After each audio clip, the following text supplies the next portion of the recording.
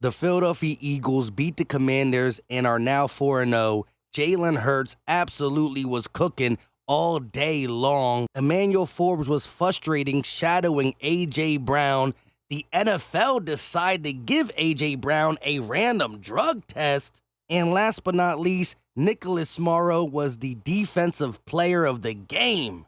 What is going on, everybody? I go by Philly Mike, and this is the Philly Talk Podcast. And real quick, the Eagles are 4-0. I know not everybody loves how we got to 4-0, but it is still an undefeated record. Only two teams, the Eagles and the Niners, can say that. Now, before we get into it, Eagle Nation, help your boy out and hit that like button, subscribe if you are new, and turn on notifications so you know when we drop these videos. Let's get into it. A.J. Brown had a monster day with 9 catches, 175 yards, and 2 touchdowns on 13 targets.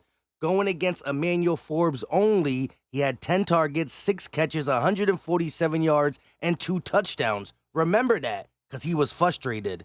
A.J. Brown was also randomly selected for a drug test by the NFL per Jeff Kerr. Really, NFL? That's what we doing?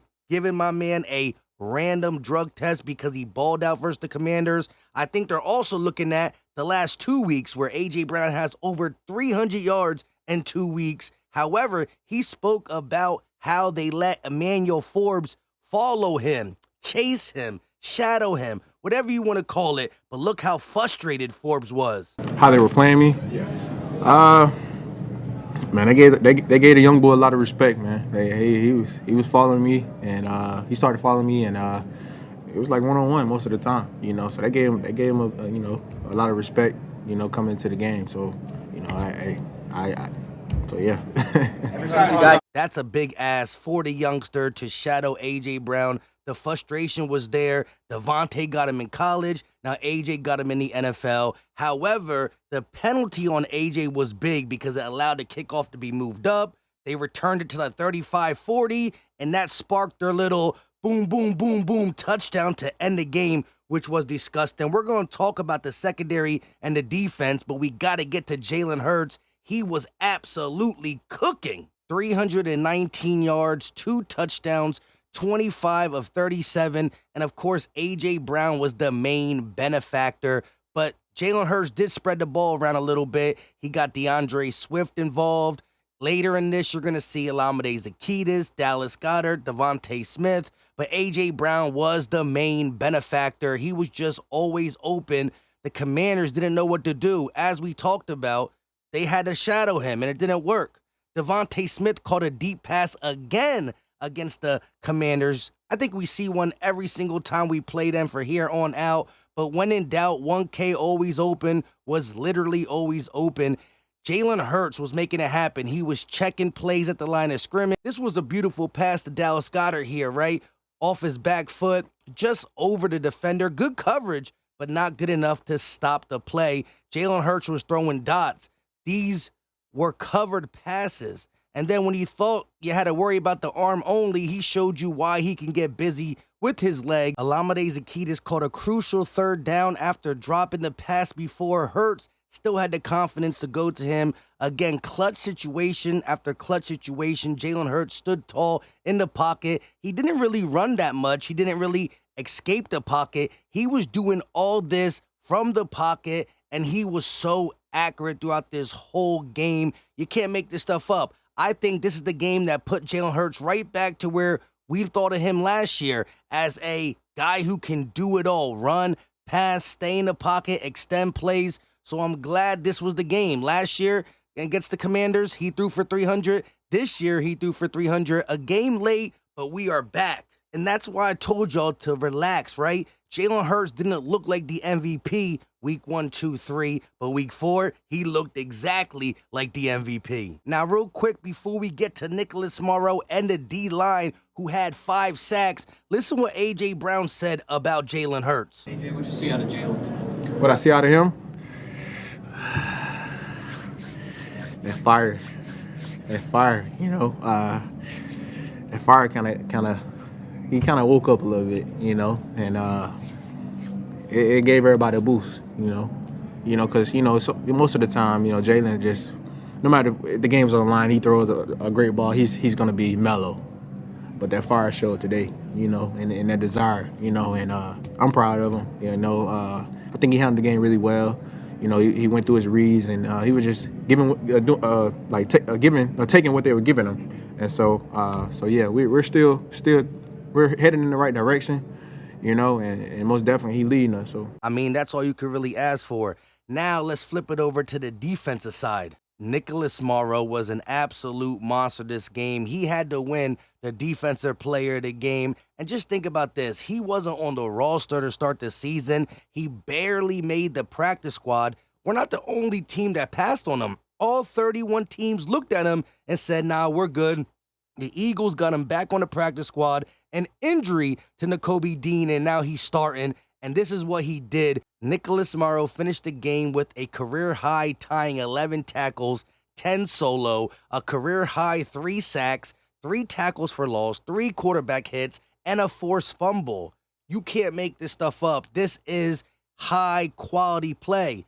That forced fumble on the goal line was Nicholas Morrow. Sad that we couldn't recover it, but this is a guy who now shown he cannot lose any snaps. Whether Nakobe Dean comes back or not, this guy is not just good against the pass. Look at him versus the run with Zach Cunningham. They both been special. The D-line came through too. Josh Sweat did get a sack. He was in the face of Sam Howell a couple times, but only came away with 1 sack. Hassan Reddick gets on the stat sheet for a sack the first time in 2023. It came in a clutch situation. 2nd down in the 4th quarter. The sack made it turn into a 3rd down. We end up going down and scoring on Jalen Hurts' big-time touchdown to A.J. Brown. But the secondary, so bad, it allowed them to go down the field and score with 1 minute and 43 seconds. Let's take a look at the secondary in its totality.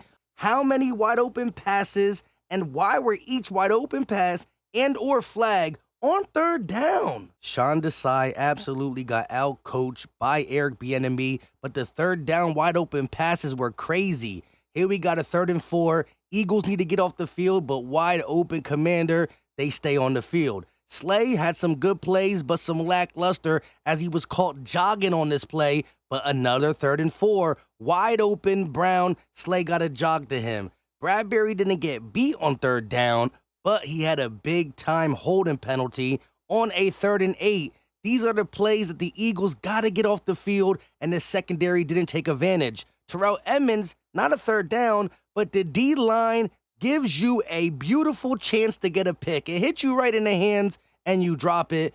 Josh Joe played decent early, but we got to get a new guy outside as he got beat on the last play of the game. Dotson just bullies him. You could say there was a little push-off, but Josh Joe played with bad leverage, and that sent the game to overtime. Sean Desai's defense at times was aggressive. On 1st and 2nd, it looked aggressive, but on 3rd down, you got guys playing 10 yards off. You're playing the sticks. You changed every single 3rd down. All the wide open passes came on 3rd down. That was the frustration. Sam Howell got bailed out time and time again. Gotta be better. Now, looking at the offensive side, I thought it was pretty good, except for situationally. You cannot, I repeat, not run the ball on 3rd and 11. This is the 4th quarter. We're only winning by 4 points. You got to be aggressive here. 3rd and 11, you run the ball with Kenny G. He did fumble, but that's besides the point.